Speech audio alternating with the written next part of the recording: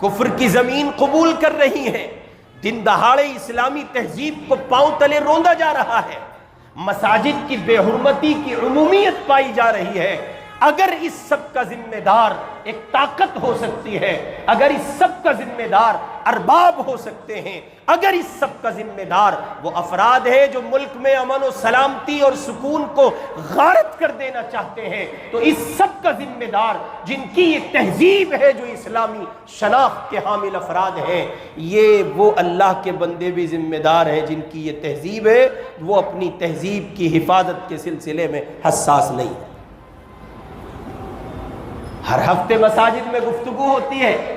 چیخنے چلانے والے خطبہ چیختے اور چلاتے ہیں، آپ گفتگو سنتے ہیں، لطف اندوز ہوتے ہیں، اس پر تبصرہ کرتے ہیں اور چلے جاتے ہیں، بس کیا اس سے میں اور آپ اپنی تہذیب اور اپنی شناخت کی حفاظت کر سکیں گے؟